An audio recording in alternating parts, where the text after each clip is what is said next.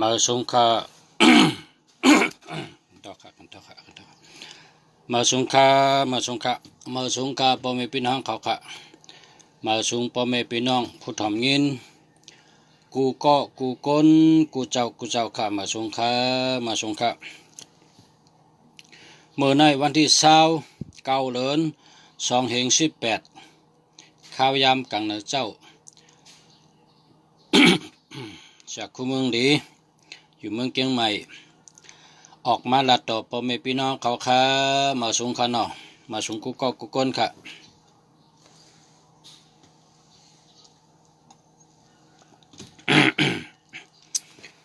เมื่อในเฮาขาดป้าเอาพ่อแม่พี่น้องเฮาเขาแต่ก็เฮาเขาไหลหูจักกนก็อันเฮ็ดจากหลัดอ่อนตังสุดก็ที่หนึ่ง ก็ที่หนึ่ง ก็ที่หนึ่งในกัมพะก็ที่หนึ่งในลุมพะเป็นคนมีเกียรติจูต่อเฮาค่ะกูก็กูก้นเจออันเจอพงเจออันเจอโทรศัพท์เจออันเจอจากหลัดเนี่ยมีเกียรติจูต่อของเจ้ากูก็มันเจ้าในเป็นคนเมืองอเมริกันสัมปติฉามิเพ่งพาหาลือสัมปติแล้วก็ฮัลโหลดังจังบ่ภาษาขนาดแล้วเดี๋ยวได้เป็นบ่โทรฮะค่ะใครเป็นบ่โทรค่ะวันนี้มาอะไรเขามาชื่ออะไรมีขายกระเฮิรนเนี่ยอ๋อครับมีเจ้าเล่าแล้วขี่รถมาเลยกำแผวอ่ะ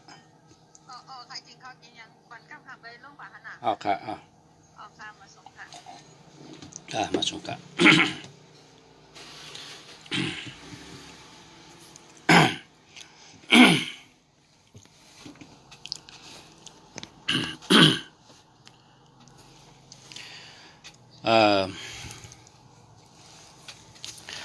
มือเฮาก็เล็กในมือปนมา50 ปีใน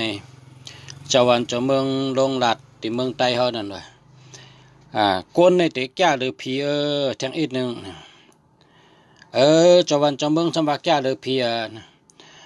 หมางเมียวในก้นในแก่หรือผีหมางเมียวทำผีแก่หรือก้นนะอันก้นเตะแก่หรือผีในเป็นหังในชุบไปด้วยเนี่ยว่าอยู่เมืองใต้ลัดต่อเมืองไทยเนี่ยนั่งให้ลัดต่อแกเขาว่าก้นในติเสียงหลังห้าเนี่ยมันติปอมาเนาะแต่มีจักลัดเมื่อนั้นใน50 ปีปนมาเจ้าวันเจ้าเมืองไทยเขาลัดว่าแทงอินก้นในติแก่เลยผีว่าจังนั้นกำในเขาจะมาหันจะเตะค่ะก้นในแก่เลยผีก้นก่อนในมันชื่อว่ามาร์ตินคูเปอร์มาร์ตินคูเปอร์นี่เป็นคนเมืองอเมริกันเกิดในเมืองอเมริกันเกิดเมื่อปี1928 1 เหง 9 ปาก 28เกิดที่เมืองชิคาโกเมืองอเมริกันมาเมืองอเมริกันมันเจ้าไล่เขาเฮ็ดซึกตึกเมืองโกเรียเมืองเป็นคนหนุ่มในได้เขาเฮ็ดซึกตึกเมืองโกเรีย ไว้เห็นอะไรตึกซึกยาวการซึกก็เลยป้ออาศักเยอะมันจังมันนั่งเห็ดด้วยเรดิโอในความใต้พน้องออมลมนะมันนั่งเห็ดด้วยมันนั่งเห็ดด้วยเฮ็ดสือสายก็มีพอเป็นลัดที่ปุ่นซ้ำลัดที่ในซ้ำยินพอเป็นลัดยินมันต้องมีลายเฮ็ดมันพอเฮาลัดก็เปิ้นยินพอเปิ้นลัดก็เฮายินเฮาได้เฮ็ดให้เป็นจังนั้นพอเรดิโอในเปิ้นลัดยินอะไรเฮาลัดยินเฮาเลยถ่อมเหลียวมันบ่นว่าเฮาลัดก็เปิ้นยินเปิ้นลัดก็เฮายินเฮาได้เฮ็ดจังมันนั่งให้วนป้องนั่งให้วนนั่งให้เจนจ้าจังก็เฮ็ดมามือถือน่ะเฮ็ดมาพงน่ะอันนี้ค่ะพอหมอเด็กอ่านด้วยข้างก้อยก็ได้ค่ะนี่ค่ะเมืองมันจะเกิดในเป็นเมือง ชิคาโกเนอร์เวงอเมริกันเมืองชิคาโกมันเจ้าในเกิดเมื่อวันที่8 นะ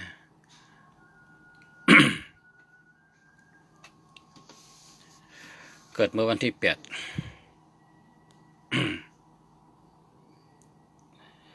เดือนกรกฎาคม2558นะเพราะเป็นไทยเนี่ยเนาะเพราะเป็นตั้งอังกฤษเนี่ยก็เกิดเมื่อ1928นะ1928เฮงเกาปาก28เกิดที่เมืองชิคาโกเกิดที่ในเมืองอเมริกัน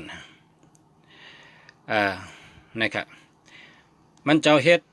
พงในเฮ็ดเนอปีเฮงเกาปาก50ค่ะเฮ็ดอ่องแมงนะเฮ็ดเจ้าเอาไต้กองเอาปันไต้กองเสร็จท้องกอดด้วยกว่าอยู่ไกลๆไต้กองอยู่ที่เมืองโกเรียมันทำอยู่เมืองอเมริกันของคาราต่อกันกุวัน เจ้า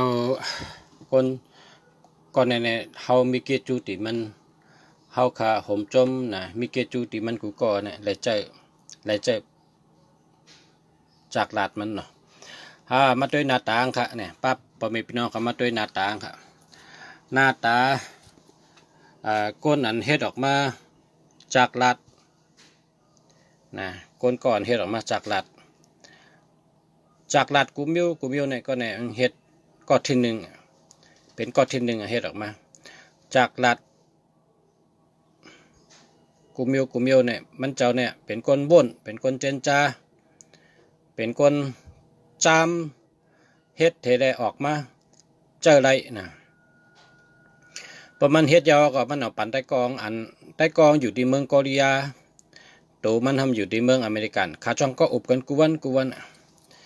ก็ในเขาเป็นคนซึกนะเนาะซึกอเมริกันกำในลงปองจึงอเมริกันช่ำไรเขาว่าเขาสองก้อนในรัดต่อกันได้เปิ้นช่ำว่าคนแก่เนี่ยปอในเมืองเขาบนนั้นแต่ลงปองจึงอเมริกันช่ำแต่เข้าตั้ง20 ปีเนี่ยช่ำเจอเฮ็ดบันจากรัฐแต่ซึกอเมริกันเขาซึกอเมริกันเขาเจอเฮียก็ไทย มันจึงไทยห่างให้ส่งกันก็ไล่รัดต่อกันก็ไล่เฮ็ดข่าวลับกูมิวก็ไล่มันขึ้นกลับขึ้นบันกำในก้นเมืองอเมริกาเนี่ยเป็นเมืองเราเดียวก้อนขอเป็นเมืองเหมือนจังเมืองไทยเนี่ยก้นเมืองจังย้อนว่าหรือไรเอาลงในกบนีเอาลงในกบนีให้ได้ใจตั้งเมืองในเมืองอเมริกาเนี่ยให้ได้ใจตั้งเมืองกำในลงปองจึงก็เจอรีเฮก็ลงทุนปันก็ในเนี่ย1 เหงล้านนะ1 เหงล้านต่อละ1 เหงล้านต่อละนะต่อละเงินอเมริกานั่นก็เงินต่อละเนี่ย1 เหงล้านเอาปันก็ในว่าเอาเฮ็ดอาล่างนะ เฮ็ดอาล่างออกมาให้คนในเมืองอเมริกาในใจกูก็พอเฮ็ดออกมา1 เหงล้านในมันบนว่าพอเปิดลงทุนพอเปิดลงอาล่างเปิดเหงล้านนะอเมริกาแต่ได้มากขึ้นอเมริกาแต่ได้มีขึ้นเนาะแต่ได้มีอเมริกา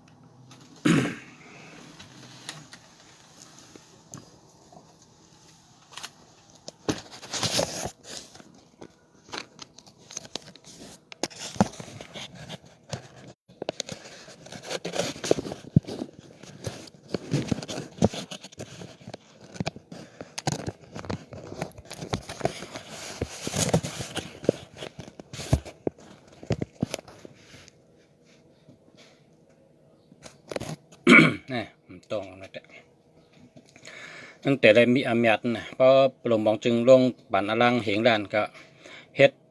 ฮ็ดส่งในเมืองอเมริกันส่งปันกรมนีเขากูเมืองกูอันเพราะว่ากรมนีเลยเจ้าเนี่ยเขาว่าโหลไรมีอเมริกามันโหลเฮ็ดเป็นกุนก้าตั้งขายก็ในเขาจังขายเป็นเมืองที่2เนี่ยเป็นเมืองไหน 1 เมืองเนี่ยเป็นเมืองอเมริกันนะแล้วเจ้าเมืองที่2จะมาขายเป็นเมืองอินเดียเมืองอินเดียอันจานเป็นชัดเทเขาก็เลยเจ้าในกำผาเนี่ยเมืองอันเลยเจ้าเมืองที่1เนี่ยเป็นเมืองอเมริกันนะเมืองที่2มันเป็นเมืองอินเดียเมืองที่3เป็นเมืองเคจังคล้ายกว่าคล้ายกัน ขายกับสัมปจอดกำพร้านะเนี่ยเฮาพ่อแม่พี่น้องเขาหาแต่ก็เขาเลยฮู้ว่าคนก็ในไปแก่คนก็ในไปแขนให้อันเฮ็ดออกมาปันจากลาดเท่านี้นะเฮ็ดออกมาปันจากลาดเท่านี้ กำมันว่าพงแองเกฤษก็ห้องพงนี่ก็นะทำพอได้เจอพงกูก็กูคนนะก็เนี่ยมันชื่อว่าจึงจะว่ามาร์ตินคูเปอร์เนี่ยแองเกฤษก็เต็มไปมาร์ตินคูเปอร์นะครับมาร์ตินคูเปอร์มันเจ้าในเป็นคนที่ว่นเจนจานะเพราะว่าคนอันขึ้นใหญ่มาสูงในเขาเป็นห้องว่าวิทยาศาสตร์วิทยาศาสตร์ในปับลิกใต้ในเขาเตรียมมาป้ายใช่นะ ป้ายใช่เพราะเป็นกรรมมาในเขาห้องเต็กปั่นเป็นยาสินคนอันหมอว่นเอาก็เฮ็ดผิดก็เฮ็ดถูกก็เฮ็ดบ่ว่นแล้วเฮ็ดติ๊กเนี่ยคนจังไหนเนี่ยเป็นคนแก่นะเป็นคนแก่เนื้อกำผาพอเขาวนอะไรหังก็เฮ็ดกำเดียวนะอย่าไปกะอุบเนเปิ้นอย่าไปกะตึงปังเปิ้นตั้งหูเจ้าเก่าไอ้ป้องปอบมันเนื้อไปวนเจ้าเก่าเนี่ยหลุดเลยเฮ็ดกำเดียวพอเฮ็ดกำเดียวเนี่ยนั่นน่ะเขาเป็นเจ้าของมันเขาเป็นผู้อุปเปิงมันเขาเนี่ยเป็นคนอุปเปิงไปวนตัวเก่าเนี่ยเขาหลุดเป็นคนจี้สั่งและเป็นคนทัดสางและเป็นคนอุปเปิงมันขึ้นไปวนเขาในมังปอกป้องออกมาแคมเขาจำกัดตึงปังเปิ้นเพราะกัดตึงปังเปิ้นในคนก้อนนั้นในมันวนได้จึงเขาหรอมันทำลาดกับแทงมิวเขาก็ทำเฮ็ดเอาลืมไปนั่นมันขึ้นเยอะเลยเพราะฉะนั้นนะมันขึ้นเยอะเลยพอเขาใครขึ้นเยอะมาสูงเลยกำผาเนี่ยเขาหลุดเลยปะวนเอาเฮ็ดกำเดียวอย่าไปกัดตึงปังเปิ้นอย่าไปลาดในเปิ้นตั้งหูเขาเลยเพราะเขากัดลาดในเปิ้นเนี่ยมันเป็นตั้งหูเปิ้นการทัดสางเปิ้นการตัดสินใจเปิ้นการแตบตัดเปิ้นก็มันใจของเขา พอเขาวนใดเนี่ยเขาโดดเฮ็ดก็เดี๋ยวเขาผิดก็เยอะถูกก็เยอะแมนก็เยอะผิดก็เยอะเขาเฮ็ดทั้งกล้วยเขานั่นน่ะเปิ้นห้องว่าปลายวนคนขึ้นใหญ่มาสูงอันคนก็ในก็มันเฮ็ดก็เดี๋ยวมันน่ะเมื่ออ่อนตั้งในเมืองเป็นคนซึกในก็มันหลอมด้วยเรดิโอนี่นะเรดิโอในมือกูบอกในเปิ้นถ่อมกันน่ะเมื่อเขาก็เรียกก็ถ่อมเรดิโอเพราะเปิ้นดัดเนี่ยข่าวเงาผลลมข่าวเงากูมิวนะถ่อมเลยเรดิโอนั่นก็ในก็มันเอาเรดิโอมันนั่งถ่อมป้องนั่งถ่อมมันก็วนแต่เปิ้นเฮ็ดไรเขาก็เฮ็ดไร ก็การเรดิโอในเปิ้นลัดมาหลายๆเขาเลยถ่อมก็เขาได้เฮ็ดถึงลัดไหลขึ้นพอเขาลัดก็เปิ้นยินพอเปิ้นลัดก็เขายินเขาได้เฮ็ดจังนั้นมันก็วนกล้วยเฮ็ดกล้วยวนกล้วยเฮ็ดกล้วยน่ะจามตัวน่ะแมนก็เย้าแมนก็เย้าผิดก็เย้าแมนก็เย้าผิดก็เย้าแมนก็เย้าใครแมนใครผิดเฮ็ดทางกล้วยเฮ็ดติ๊กก็เลยอ่องเป็นก็ที่หนึ่งเฮ็ดน้ำปัดอย่างก็เฮ็ดพงมาปั่นเฮาเจอเนี่ยนะเฮ็ดจากลาดมาปั่นเฮาเจอนะโกนเนี่ยเพราะใครขึ้นใหญ่มาสูงในโหลดด้วยโลอ่อนแรงแบบนะเพราะเผยใครขึ้นใหญ่มาสูงในโหลดด้วยโลอ่อนแรงโลกอ่อนอันเกิดมาเมื่อนั้นชูกันนั่งด้วยดูให้เตียนการร่วมลูกร่วมลูกพอพึกไปก็พึกไปอะไรอย่างร่วมปึกขึ้นลูกแทงขึ้นพึกไปแทงขึ้นร่วมแทงไรสามอย่างร่วมแทงลูกไปแทงกว่าแทงสามอย่างสี่อย่างร่วมแทงลูกไปแทงร่วมแทงลูกไปแทงพอหึงมาเนี่ยเรียนได้หลอนเนี่ยเรียนได้เรียนไว้ได้นะคำนี้นั่นน่ะเพราะใครขึ้นใหญ่มาสูงก้นก็เลยเขาขึ้นใหญ่มาสูงให้ด้วยลูกอ่อนนั่นน่ะอันนี้เขาขาดสอนที่โรงเรียนเขาเพราะไผ่วิทยาศาสตร์ที่วิทยาศาสตร์ในการมันเป็นห้องว่าเต็กปั่นเป็นยาสินพอตั้งใจในเขาห้องไปใส่ไปปืนหูไปหันพอเผยเขามีปืนหูไปหัน ป้อเผยเคยขึ้นใหญ่มาสูงในเมืองโกนโลกาเนี่ยเราเลยด้วยลูกอ่อนนั้นพึกไปนั่นร่วมวันชิบบอกก็จะเราเลยลูกก็ไปแทงร่วมแทงก็ลุกขึ้นไปแทงให้นะอันโกนเขาเนี่ยก็ผิดก็เยาถูกก็เยาเขาหลุดเฮ็ดติ๊กผิดก็เยาแมนก็เยาหมานแมนก็เยาผิดเปลืองก็เยาเฮ็ดติ๊กพอเขาวนว่ามีอจัวเนี่ยเฮ็ดติ๊กพอเขาวนวางใจไปวนเขานั่นพอเขาวนวางใจเขาเฮ็ดกำเดียวนั่นพอท้องว่าก้นแต่ขึ้นเยอะมาสูงในล็อกกะในเมืองกลก้วยกายอย่าไปกัดตึงปังเปิ้นพอเขาตึงปังเปิ้นนี่อังเป็นใจเปิ้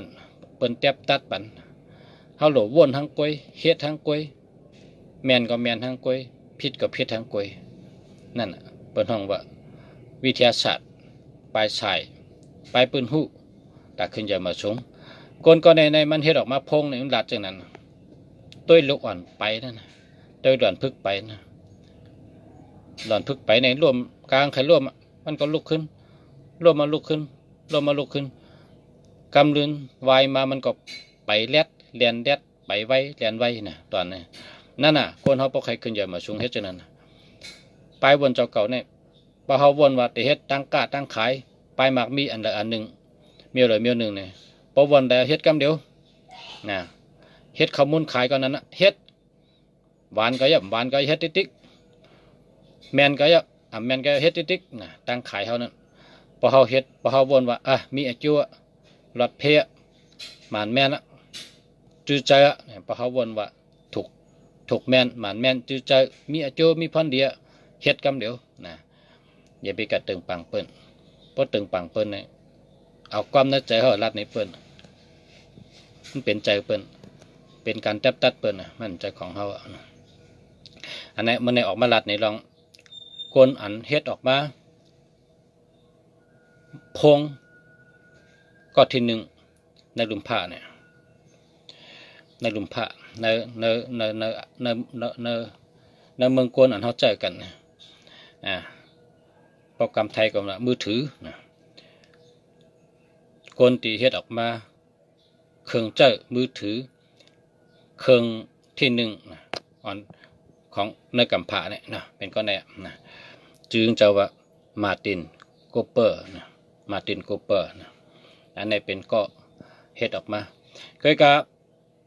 เนื้อเฮาคาเลยเห็นอันปืนเจ้าในไต้ก่อมาห่มช้างไต้ก่อมาห่มมาจ่อยการงานเนี่ยมีชิปก่อกันมีชิปก่อ ปองวนแล้วเนี่ยก็ห้องไต้กองมาเพราะเพอวาชนาป้าเขาเฮ็ดจังเนี่ยห้องไต้กองมาเฮ็ดจอมมันมีชิปก่อ นั่นนี่ก็เฮ็ดอย่างก็จากหลัดอ่อนตั้งก็อ่อนตั้งชุดนะก็อ่อนตั้งก็ที่หนึ่งนี่ก็ที่หนึ่งนะก็ที่หนึ่งเพราะว่าอ่อนตั้งชุดนี่เป็นมันชุดเป็ดมันจะชุดนะมันเป็นก้อนตั้งก็ที่หนึ่งก็อันวนเหียก็เฮ็ดออกมาใจต่อตัวเดียวนี่น่ะเนาะคนเมื่อเดียวนี่มันก็ ไปวนก้นเองขึ้นใหญ่มาสูงก้นอันเฮ็ดออกมาปลังมันก็ไม่นำหนาตัวเดียวนี่ก็เปิ้นก็ยืงเอากันในนี่น่ะยืงเอากันในเฮ็ดมาทีเดียวเคยกะก้นอันเฮ็ดปลังได้เป็นก้นจอมยืงจอมมันแกเปิ้นก็เอากุ้งเอาหมุนมันนำหนาตัวเดียวก้นหมอเฮ็ดนะ ก้นอันเฮ็ดปลังเนี่ยมันเป็นก้นยืงมันแกนะยืงมันเหมือนจังหนังคนกับลัดต่อกันไข่ไก่ในให้หือตั้งเนี่ยว่าไข่ไก่ในให้ตั้งตั้งให้ก็มันตั้งไรไข่ไก่เนี่ยมันกิ่งกับกิ่งมาทีกำในคนก็เอาไข่ไก่ตัวมาตำให้ก็ว่าตั้งด้วยเลยพอตั้งไรก็นั่นเป็นก็ที่หนึ่งไข่ไก่ตัวมาเอามาปั่นไต้ก่อเขาพร้อมกันในกวนไต้ก่อกันชิบก็เผยตั้งก่อมไรเผยตั้งก่อมไรมีกวนกองว่ะ มันมีลายมันตั้งไข่ไก่นะเพราะเผยตั้งไร มันเป็นฉลาหน้าใน10ก้อได้พอเผาตั้งได้แต่ได้เป็นฉลาเปิ้นก้อที่1นะใน10ก้อได้เนี่ยพอเราตั้งได้ก้อนั้นเฮายุกเป็นฉลาใน10ก้อได้ตั้งไข่ไก่เนี่ยไข่ไก่ต้มเนี่ยนะก็ในมีก้อนึงว่ามันก็เอาไข่ไก่เนี่ยตำลงแห้งๆพอตำลงแห้งเนี่ยก้นไข่ไก่เนี่ยลูกเขาก็เปียงไว้นะปองเปียงกองตังแหละเน่ชุดด้วยเลยตังไรเอาคำเนี่ยนะก้นเก่าก็จังว่าพอเห็นนั้นเขาก็หมอเอาไข่ไก่ตำลงแห้งๆตุบเนี่ยตังไรกูก็เนี่ยอันนั้นเป็นห้องก้นยืงมันก็ที่1เนี่ยก่อนเฮ็ดนี้นั่นก็ที่1เนี่ยเป็นสระก็ที่1 เนาะ ก็กะเพราะว่ามีก็ที่1เฮ็ดเนี่ยก็ตะเปเนี่ยก็ก้นอันเฮ็ดปลาหลังเนี่ยนะช่ำแก่เลยสระมันก็มีนะตะเปแก่เลยสระก็มีก็แปลว่าปลายวนก้นออกก้นปีหญ้าก้นนี่ก็มันเหมือนกันท่านน่ะเนาะเปิ้นว่าปลายวนก้นปีหญ้าก้นออกก้นนี่มันเหมือนจังย่ายกงกาวนั่นน่ะย่ายกงกาวนี่ก็กงกาวเมี่ยงในเมี่ยงก็เหมือนกันย่ายกงกาวตูงในตูงก็เหมือนกันชูเจ้ากับด้วยห้างกงกาวเนี่ยมังตัวนั้นคัดแคมน่ะอะโลเว้ยลิแคมน่ะเฮ็ดห้างกงกาวเนี่ยมังตัวซะมันคัดแคมคัดตรงกันที่จำยุ่มจำหย่อมจำไม่จำตอกเขามีบางตัวซะมันคัดพอแคมลงไปผลตกบ่มโฮก็มีย่ายกงกาวอันนั้นอ่ะ ก้นเจ้าไผ่ปิงยาปลายชายเขาก้นปืนหูเขาขลาดว่าออกก้นปิงยาก้นปลายวนก้นเนี่ยเหมือนหนังย่ายกงกาวนะตั้งเป็นเอามาแตกในเนื่องนี่ก็เหมือนย่ายกงกาวตูงในย่ายมันเหมือนกัน ขัดย่ายก็เหมือนกันก็เพราะฉะนั้นก้นเนี่ยมันหมอกกูก็ก้นเนี่ยมันแก่กูก็ก้นในมันรักกูก็ก้นในมันแดดกูก็ก้นในมันดีกูก็ก้อยกะหลีเผลอหลีมันรักเผลอรักมันแดดเผลอแดดมันหมอเผลอหมอมันกัดเผลอกัดมันเก่งเผลอเก่งมันแก่เผลอแก่มันลายเผลอลายมันน่ะเหมือนกันจังว่าตะเปแก่หรือสลาเนี่ยก็มีน้ำก็แปลว่าก็เป็นตะเปนั่นมันก็ไปวนมันดีออกมันดีปีหญ้ามันดีนะ จังว่าในเมืองกลเนี่ยนะอย่าไปถังเรียกกันนะอย่าไปถังเรียกกันอย่าไปเป้กินกันอย่าไปจังกันนะอย่าไปขี้เก้กันเฮาโหลมอหักกันโหลมอพร้อมกันโหลมอจอยกันมันมีตีใจของกูเกาะนะคนเขาเนี่ยนะมันมีตีใจของกูเกาะพอเขาฮู้ว่าคนก้อนนั้นหมอจังนั้นคนก้อนนั้นหมอจังไหนคนก้อนไหนหมอจังนั้นพอเขาทัดสางด้วยน้ำกัดเขาตั้งหู้เขาตั้งเฮ็ดเขาปีหญ้าเขาเนี่ยพอเขาทัดสางหู้แจงเนี่ยเขาเจอจอมอันหนังน้ำกัดมันมีอันหนังอันมันหมอเฮ็ดนั่นน้ำกัดมันปีหญ้ามัน ปีหญ้ามันไปวนมันออกมันพอเขาเจอแมนเมลเนี่ยเจอแมนตางมันก็ปั่นอาจูเฮานะคนกูเกาะนะมันปั่นอาจูเฮามันขึ้นปั่นอาจูเฮาอันวางปลาตังเสียงเฮาอันวางเฮาอยู่โฮมกันเฮาอยู่โฮมลุมผ้าอันเดียวกันลุมผ้าตั้งลุมผ้าเนี่ยเขาเป็นก้นเนี่ยเขาเป็นก้นเหมือนกันเขาเป็นก้นเหมือนกันเขาโหลมอหักกันพร้อมกันนะโหลมอ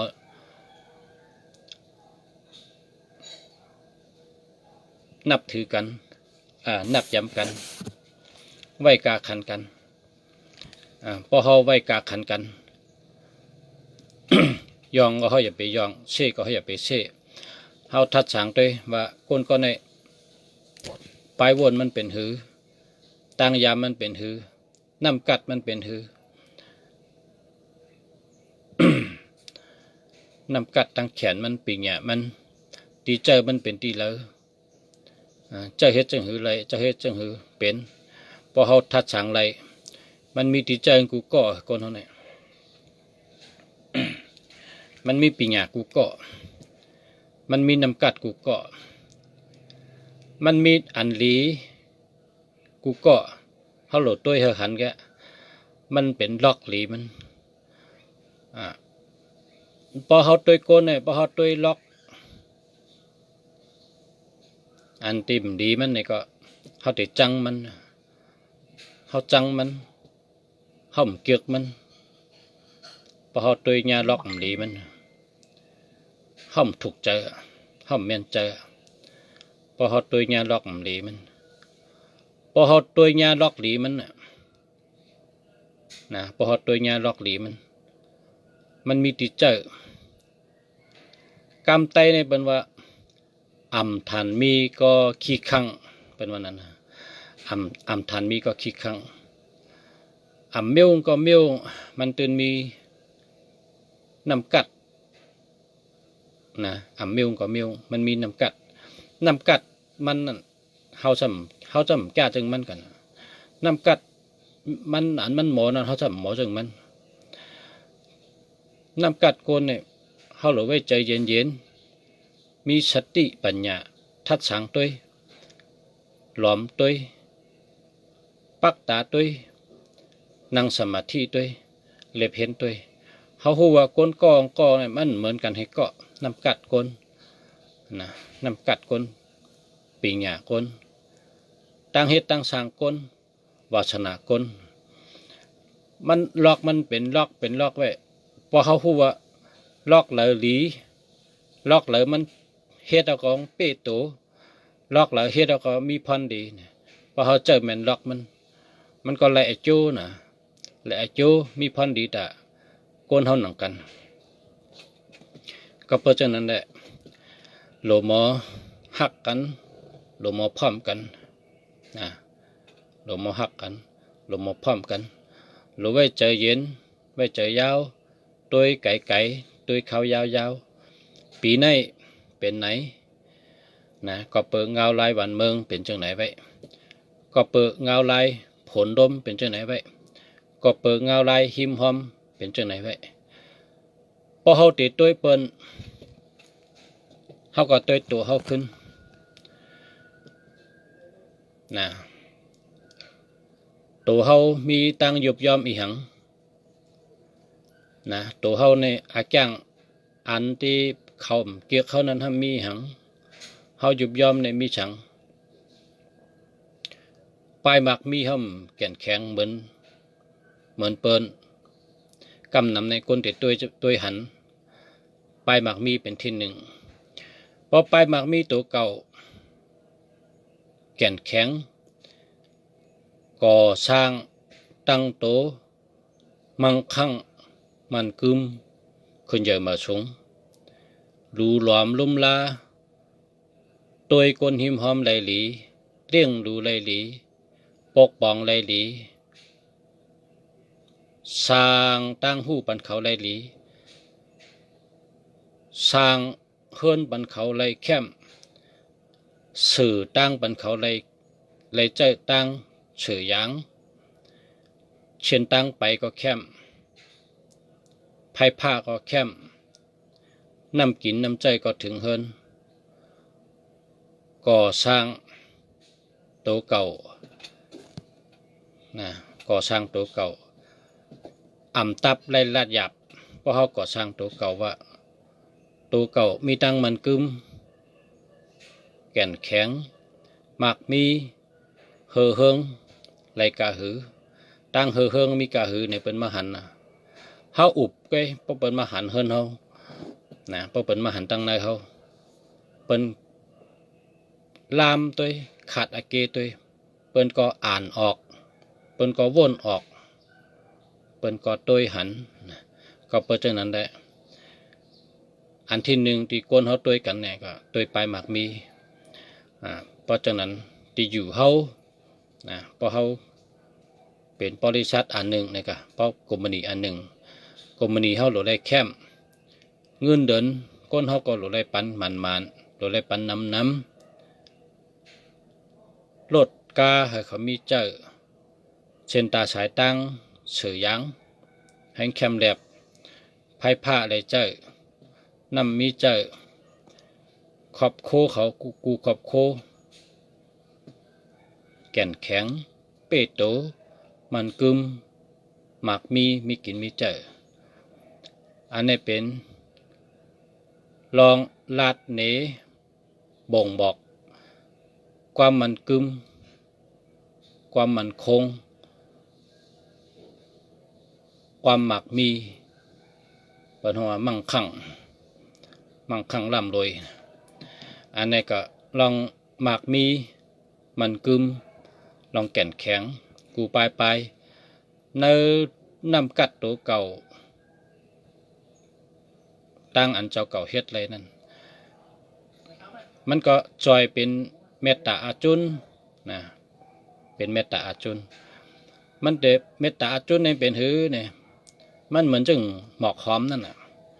หมอกหอมเนี่ยมันดำหลวห้องว่ามาจูเก่าแล้วก็เป็นหมอกหอมมันดำหลวห้องอ่ะการเนี่ยกับเวอร์ก็มาตอมพึ่งก็มาเอาน้ำหอมน้ำหวานน้ำเจมนกก็มาจุบน้ำหอมน้ำหวานก็เป็นหมอกหอมนะมันเหมือนนั้นธรรมชาติสภาวะธรรมะนรกะลงใน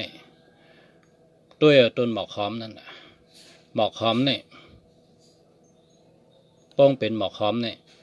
กับเวอร์ก็มานำพึ่งก็มานำนกก็มานำหนังหึงแต่เป็นหมอกหอมก็ก้นเขาเนี่ยมีปลายว่นมีออกอ๋อมีปัญญา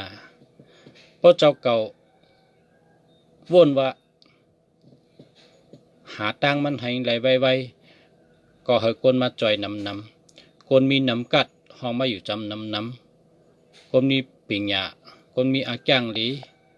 ตังลัดหลีตังเฮ็ดหลีตังว่นหลีตังยังอันหมันแม่นมันกึมคนจะในหลวเอามาอยู่ไว้นำมันมาเป็นตับเปตับปานเป็นบริวารเป็นอาช่วยอาญานความหมายว่าอาช่วยอาญานความไตก็เป็นว่า อาจุนดีเมตตาดีล้อมหอบนะล้อมหอบเพราะฉะนั้นมันก็อ่องง่ายขึ้นเยอะง่ายเฮืองง่ายการเฮืองตับโลฉีดน้ำหอมหรอกมันก็หอมทั้งกล้วยนะมันหอมกะเป็นว่าอายหมอกกว่าจอมลมนะอายหมอกกว่าจอมลมอายหอมก้นนะกว่าจอมหวานอายหมอกกว่าจอมลมจื้อหอมของก้นกว่าจอมก้นก้นฉึบก้นไม่ฉึบไม่ก้นฉึบลัดเป็นก้นจื้อเสียงหอมกว่าจอมก้นอายหอมกว่าจอมก้นอายหมอกกว่าจอมลมอายก้นกว่าจอมหวานฉึบหวานฉึบหวานลงกะที่ต่อถึงเขาเมืองต่อถึงเขาวิ่งมันก็เป็นต้องลองหลีกับเพราะฉะนั้นนับกัดในคัดใจเฮาตัวตอนทางเผอทางมันปีน้องเฮาได้ก็เขากลับปันมาโดนในโลหาตังหูพอหาตังหูแล้วโลโตเฮ็ดโตทบเฮ็ดตัวเฮ็ดตัวไปหมักมีเจ้าเก่านั่นพอเฮาหูมาหมอมาเฮ็ดตัวชุมก็เยอะแมดก็เยอะพิษก็เยอะหมันแมนก็เยอะพิษก็เยอะเฮ็ดตัวมันตื่นตีอ่องพอเฮาคัดใจเฮาอย่าไปป้ออย่าไปก้านอย่าไปถอยหลังเฮาเหมือนหนังตัวอย่างอุปมาตัวแตกมันเฮาเหมือนหนังลูกอ่อนพึกไปตั้งนั่นน่ะลูกอ่อนพึกไปนั่นน่ะไปก็ล่มเอาก็ขึ้นไปแทงด้วยลูกอ่อนนั่นน่ะเอาลูกอ่อนนั้นมาเป็นสลาเฮา มาเป็นครูเขาลูกอ่อนที่ตึกพึกไปพึกการพึกยางนั่นเอามาให้ฉลาเขาเป็นห้องว่าธรรมชาติธรรมชาติธรรมะโลกะในโลกะมีธรรมะธรรมะมันเป็นธรรมชาติธรรมดามีไว้เขาโลหันเขาโลต้อยหันนะต้อยหันแกพอต้อยหันเนี่ยก็เอามาเจอเป็นพรดีตัวเขานะแต่มีนำกัดขึ้นมากูวันสัตเทหลงในเอเชียเนี่ยก็ที่หนึ่งสัตเทหลงที่นำปัดหนึ่งตั้งมักมีเนี่ยมันได้ที่หนึ่งในเอเชียตะวันออกเฉียงใต้นะมันอยู่ในเมืองเข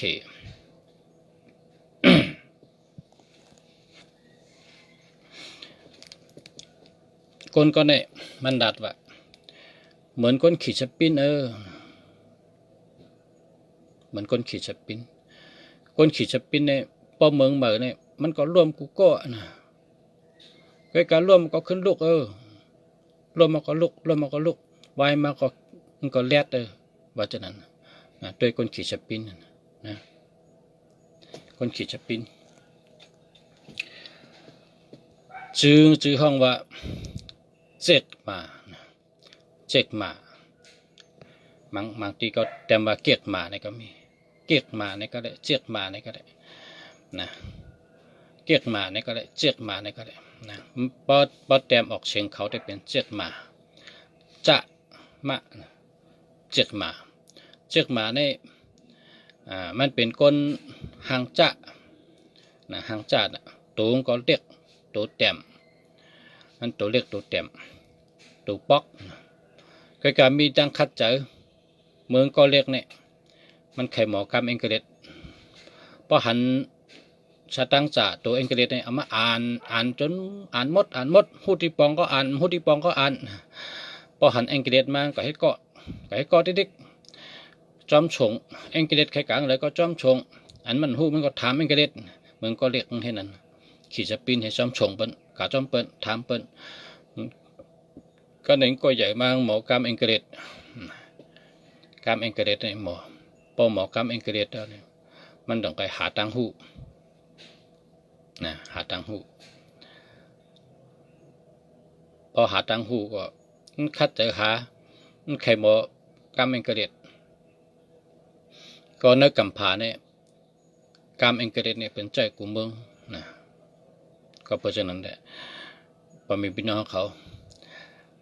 ลูกคัดใจนะลูกอ่อนเท่าที่เกิดเมื่อไหร่ก็สอนปันเองกฤษพึกรัดกรรมเองกฤษให้เขาวาสนาป้าลองรัดความเองกฤษอ่านดิกเองกฤษเห็นดิกเองกฤษพอโกนก็เลยเข้าถึงเลยดิกเองกฤษนะทางหูเจ้าเนี่ยน้ำเตะนะก้นหลังเนี่ยก้นอันชื่อเสียงหรือหลังในลุมพระนั่นก็ในเมืองใต้เขานะชูเจ้าวนตัวเจนจ้าได้เลยเขาเจ้าเนี่ยเขาก็เห็นที่เมืองอังกฤษนะเขาขึ้นเห็นเขาเลยตั้งหูเขาเลยปลายวนเขาเลยปิญญาเขาเลยนำกัดที่อังกฤษมาเพราะเขาขึ้นเมืองเขาเนี่ยเขาเนี่ยเป็นยอดก้นก็แปลว่าตั้งหูเขาเข้มนะตั้งหูเขาเนี่ยเขามีตัวทบมามันเข้มนะปลายวนก็เข้มตั้งหูก็เข้มตั้งเฮ็ดก็เข้มตั้งรัดก็เข้มก็เปิดเขามีตัวทบมานะตัวทบมาปีหญ้าเนี่ยมันมีสีเมียวนะแต่มีน้ำกัดนะหันน้ำกูวันก็ตองหันที่นะหันกูวันก็ตองว่าอยู่กูวันว่าติ๊กอ่านที่ว่าติ๊กเนี่ยนี่ก็ตองแล้วก็ถ่อมติ๊กถ่อมกูวันอันนี้ก็ตองนะมีสีเมียวถ่อมกูวันว่ากูวันหันกูวันแต้มกูวันนะแต้มเยิงกูวันพอหันทางก็แต้มเยิงหันทางก็แต้มเยิงมันก็หมอปิญญาเนี่ยลายเขาจูมีสีลายเขายำเต็มเขาเนาะเขาขึ้นอย่ามาชมกูก็กูคนค่ะมาชมค่ะเมื่อไหร่เอาลอง คูเปอร์นะมาร์ตินคูเปอร์เนี่ยเอามาเป็นฉลาเอามาเป็นคู่ภายพงภายจักรรัฐก็ที่หนึ่งเฮเลยแหละรัฐในพ่อแม่พี่น้องเขาเฮาอะไรฮู้ไว้ว่าเป็นเผอไปจ้างหลังตาใครฮู้จักคนก่อเหตุออกมาก่อนตั้งชุดเนาะไปดีอ้ํสายก็ไม่ได้ใส่นะซ้ำตุ้ยหันหน้ากันซ้ำอุบกันไรแก่เตี้ยขอบใจเกจูตังนะขอบคุณอย่าน้ำในแต่ว่าน้ำจะแต่ว่าเผอใครฮู้จักคนก่อนเนี่ยนะ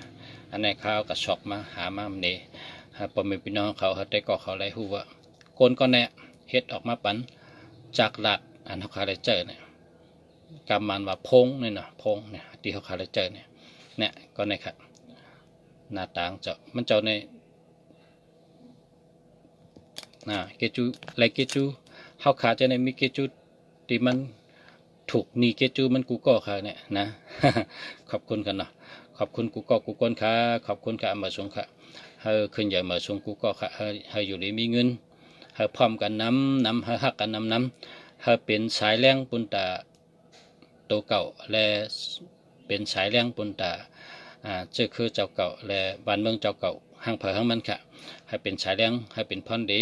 เกิดมาให้เป็นสายแรงปันก้นนะเกิดมาให้เป็นสายแรงปันที่เขามาอยู่โฮมกันในลุมผ้าลงในก้นต่อก้นเฮาหมอฮักกันเฮาหมอพร้อมกันฮักกันนำค่ะพร้อมกันนำฮักกันนำค่ะเนาะมาชงค่ะมาชงกูก็กูก้นค่ะมาชงค่ะ